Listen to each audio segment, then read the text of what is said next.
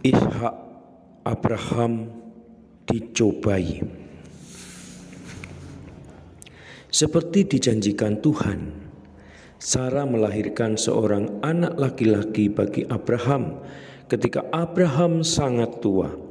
Mereka menamai anak itu Ishak, yang dalam bahasa Ibrani ada hubungannya dengan kata tertawa.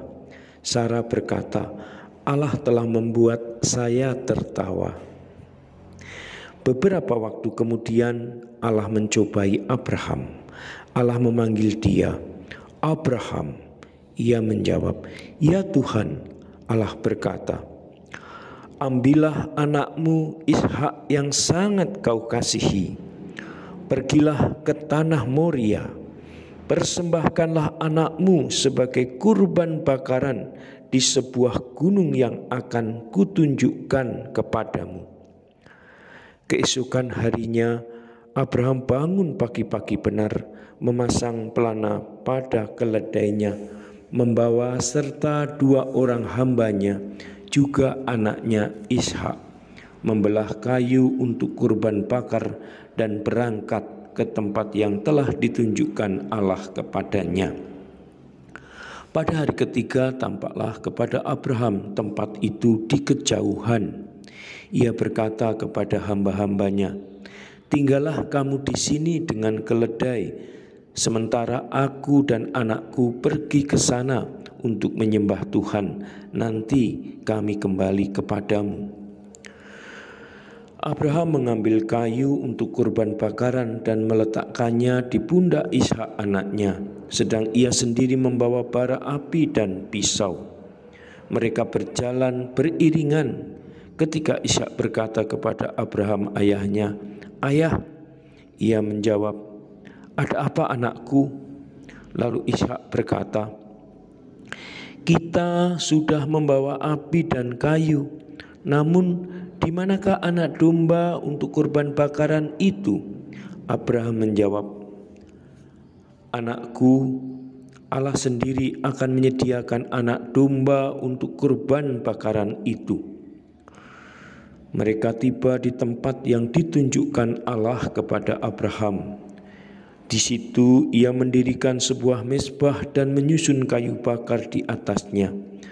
Kemudian diikatnya Ishak anaknya dan dibaringkannya di atas kayu itu. Abraham mengulurkan tangannya lalu mengambil pisau hendak membunuh anaknya. Namun dari langit malaikat Tuhan berseru kepadanya, Abraham, Abraham.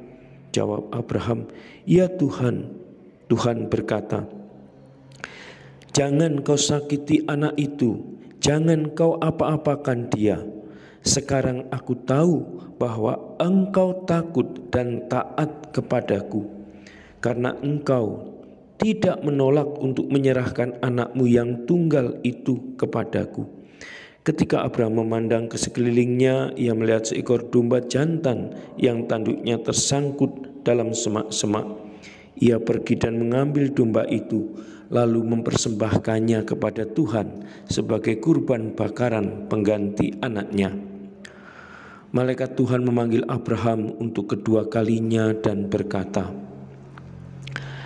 karena engkau telah melakukan hal ini dan tidak menolak untuk menyerahkan anakmu yang tunggal kepadaku, aku akan memberkati engkau dan membuat keturunanmu sebanyak bintang di langit dan pasir di tepi laut.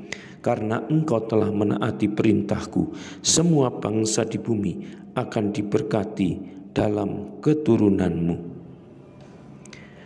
Saudara dan sahabatku, demikianlah Heffernan mengisahkan kembali kitab Kejadian bab 21 sampai dengan 22 mengenai Ishak Abraham dicobai.